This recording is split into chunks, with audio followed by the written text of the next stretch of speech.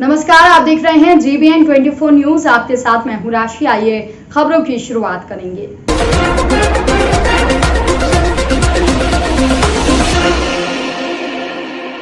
दिल दहला देने वाली ये घटना बांगरमऊ संडीला मार्ग की है, जहां झांसी से एक ट्रक गिट्टी लेकर बांगरमऊ आया था। ट्रक बैक कर रहा था। इसी बीच 11,000 हाई वोल्टेज बिजली के तारों की चपेट में आ गया और पूरे ट्रक में करंट दौड़ गया। हालांकि करंट लगते ही कंडक्टर ने कूदकर अपनी जान बचा ली, लेकिन चालक इससे पहले ट्रक से कूदता करंट ने उसे खींच लिया। कुछ देर के बाद झटके से चालक नीचे गिरा। आनन फानन में स्थानीय लोगों ने नजदीकी अस्पताल में भर्ती कराया, जहां डॉक्टरों ने नाजुक हालत बताते हुए उपचार कर जिला अस्पताल रेफर कर दिया है। चालक व कंडक्टर दोनों जिला कानपुर देहात के निवासी बताए जा रहे हैं। नाम है आपका? मेरा नाम बीरन सिंह। क्या करते हो आप? मैं कंडक्टर। और ये कौन है जिनको करंट लगा है? ये हमारे पास के गांव के हैं। कौन है? चालक है ये? हाँ, चल अच्छा, क्या घटना हुई है? ये गाड़ी आगे बढ़ा रहे थे। क्या करने आए थे यहाँ? गिट्टी उतारने आए। गिट्टी लाए थे? कहाँ से लाए थे? झांसी से। झांसी से यहाँ गिट्टी लाए थे। तो क्या हुआ? तो बाइक करने में तार छूट गया। तार छू गया था? हाँ, 12,000 वोल्टेज। 11,000 लाइन में? हाँ, 11,000। फिर क्या हुआ? फिर छूट गया तो ये नीचे गिरे। बस और कुछ नहीं हुआ। फिर कैसे यहाँ लाए? अस्पताल कैसे लाए? अस्पताल ये करंट के लगने की वजह से लाए थे। काहे से लाए? एम्बुलेंस से। एम्बुलेंस फोन किया था? हाँ, अच्छा, तो अस्पताल लाए हैं। ठीक। तो इनको कहाँ भेजा जा रहा है? अब उन्नाव के लिए। उन्नाव रेफर किया है। बांगरमऊ तहसील क्षेत्र के अंतर्गत CHC बांगरमऊ में मानदेय बढ़ाने की मांग को लेकर क्षेत्र की सभी आशा उषा कार्यकर्ताओं द्वारा धरना दिया गया। न मानने तक आंदोलन की चेतावनी दी। मानदेय बढ़ाने को लेकर आज सुबह से कार्यकर्ताओं ने धरना देना शुरू कर दिया है। धरने के दौरान अधीक्षक व डॉक्टरों का घेराव कर मानदेय बढ़ाने को लेकर जमकर नारेबाजी की गई।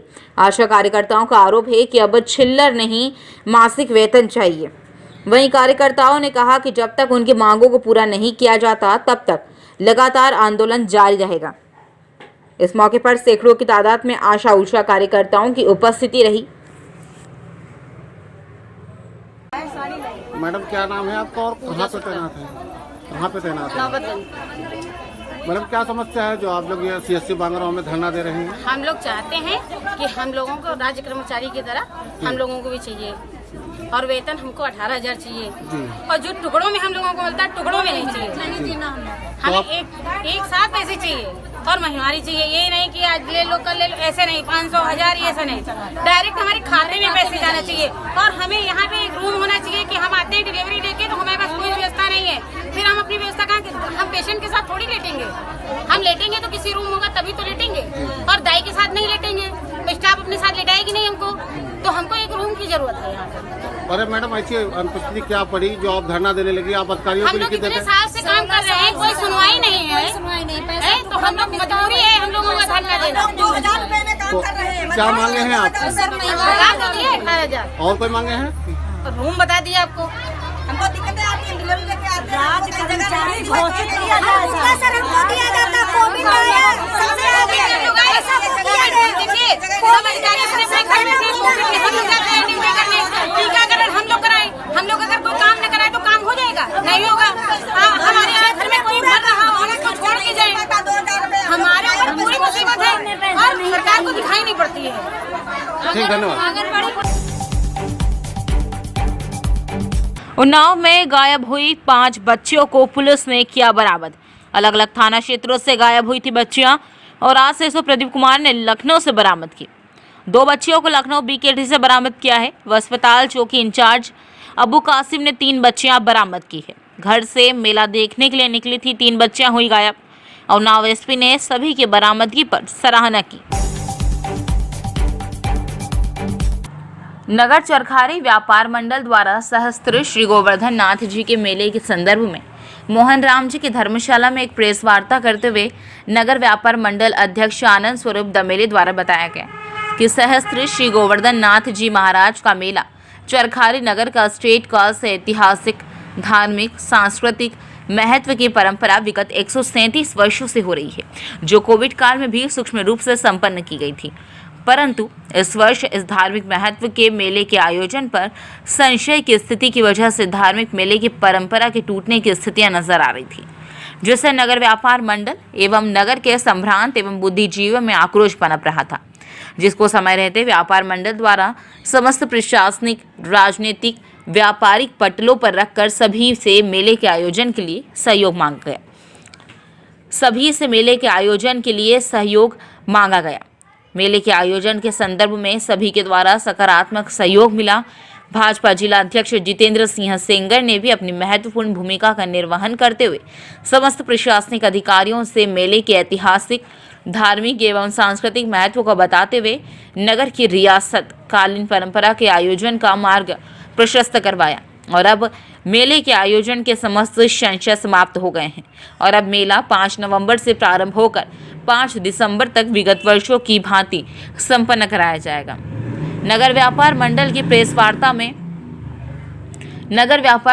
प्रेस वार्ता में व्यापार मंडल अध्यक्ष आनंद स्वरूप दमेले, आलोक खरे, महामंत्री कैलाश ताम्रकार, दीपक गुरुदेव, प्रदीप अंसारी, सईद सौदागर, राहुल बडोनिया एवं नगर व्यापार मंडल के तमाम अधिकारी उपस्थित रहे। नाम है आपका?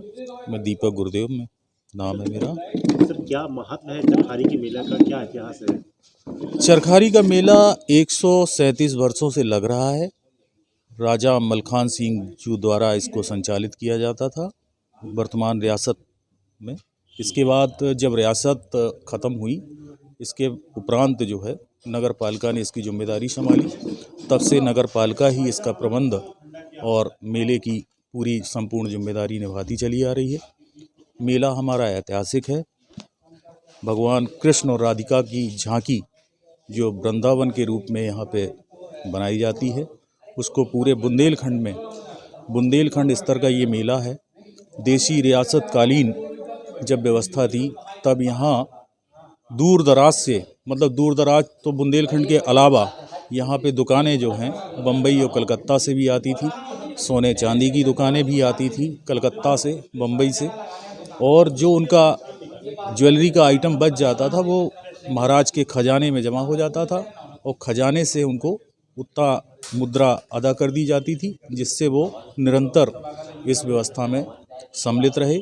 आज भी जो व्यवस्थाएं हैं वो इसी टाइप की व्यवस्थाएं हैं और संचालित हो रही हैं। नगर पालिका उसको काफ़ी अच्छे स्तर से लगाता है।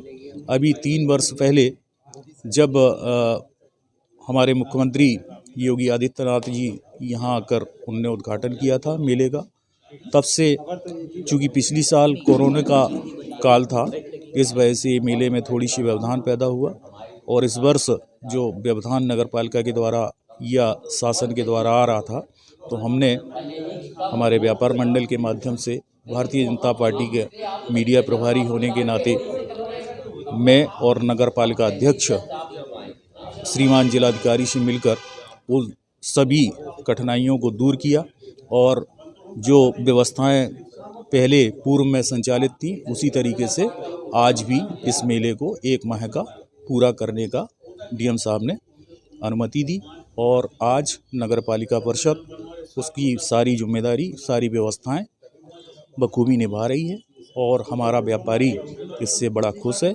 और हम समय समय पे जो भी ऐसी कठिनाई, समाज की जो कठिनाई होती हैं, हम व्यापार मंडल के माध्यम से, पार्टी के नाते के माध्यम से हम पूरा करने का प्रयास करते हैं। यही सब व्यवस्थाएं जो हैं, हम चाहेंगे कि जो भी व्यवस्थाएं यहाँ पे नगर पालिका द्वारा की जा रही हैं वो अच्छी हों, हमारे व्यापारी सारे खुश रहें, अच्छे हों, फले फूलें, यही हमारी कामना है। आनंद स्वरूप दमेले। किस संबंध में बैठक बुलाई गई है, क्या उद्देश्य है? ये जो हमारे यहाँ मेला लगता है श्री गोवर्धननाथ जी का, उसको लेकर के जो भ्रम की स्थिति पैदा हो गई थी वो अब साफ हो गई है। मेला हमारा 5 नवंबर से प्रारंभ होकर के 5 दिसंबर तक चलेगा और इसमें हमारा ये मेला आज का नहीं है, 138वां मेला है, ये 138वां वर्ष है इसका। और इसको लेकर के जो कुछ लोगों के द्वारा गलतफहमियां फैलाई जा रही थी उसके लिए ये निश्चित था कि हम लोगों के लिए व्यापारी वर्ग के लिए मेले का एक अलग से महत्व होता है, तो उसके लिए भ्रम की स्थिति दूर करना हम लोगों के लिए आवश्यक था। और उस संबंध में जो भी शंकाएं लोगों की थी वो सही थी। मेले के आयोजन को लेकर के कुछ संकट थे, लेकिन वो व्यापार मंडल ने एक मुहिम चलाई और उस मुहिम में व्यापार मंडल को सभी लोगों का, अपने सत्ता पक्ष का, अपने विपक्षियों का भी, किसान यूनियन का और पत्रकारों का जिस तरह से सहयोग मिला, वो सहयोग से ये संभव हो पाया कि हमारे मेले की परंपरा कायम रह सके, ये सुनिश्चित हुआ। धन्यवाद। सर क्या नाम है आपका? कैलाश चंद ताम्रकार, महामंत्री व्यापार मंडल चरखारी। जी, जैसा कि मेले को लेकर लोगों में भ्रम की स्थिति बनी थी, अब पूरी तरीके से साफ हो गए। किस तरीके का मेला आयोजन हो रहा है और व्यापारियों का क्या संघर्ष रहा है इसमें? सबसे पहले मैं अभी आप सभी पत्रकार बंधुओं का हार्दिक स्वागत एवं वंदन करता हूं, जो कि आप लोगों ने मेले की खबर को प्राथमिकता से दिखाई। हर अखबार चैनल में आया इसका। हमारी चरखारी की मेले की जो खबर आप लोगों ने दिखाई है, उसकी वजह से आज हमारा मेला लगने जा रहा है। और सबसे बड़ी बात यह है कि जो हमारे व्यापारियों को दिक्कत हो रही थी, वो हम लोग जानकारी ले रहे थे, हम लोग जानकारी दे नहीं पा रहे थे सही से। उसमें थोड़ा सा हम लोगों को जैसे लग रहा था कि नगर पालिका की हिला हवाली थी, क्योंकि हर साल जैसे हम लोग जानते हैं कि हर साल जो मेला लगता है उसकी बोर्ड की बैठक होती है, वो किन्हीं कारणों से नहीं हुई थी। तो हम लोगों ने सबसे पहले नगर पालिका अध्यक्ष को ज्ञापन दिया। ज्ञापन देने के बाद फिर इस मुहिम में हम लोग लगे।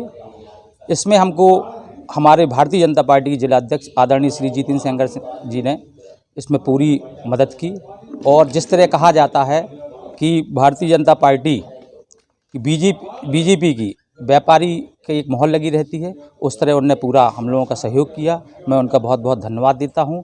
और जिस तरह योगी और मोदी जी की परंपरा है कि कोई भी धार्मिक आयोजन जो इतने सालों से चल रहे हैं वो टूटे ना, अनवरत चलती रहे, तो उनका मैं हार्दिक बहुत बहुत धन्यवाद देता हूं, स्वागत करता हूं। और मैं आप लोगों से एक बात और कहना चाहता हूं।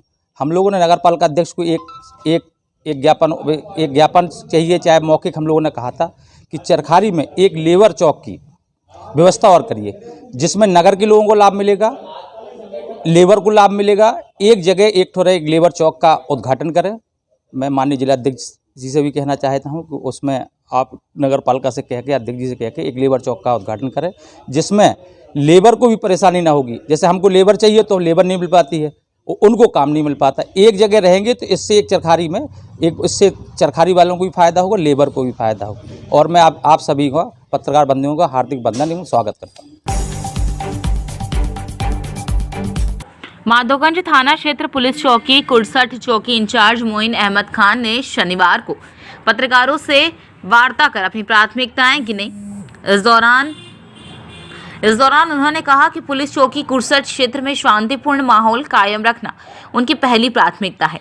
कहा कि कानून व्यवस्था के साथ खिलवाड़ करने वालों की अब खैर नहीं। यह भी कहा कि उपद्रवियों की जगह जेल में होगी।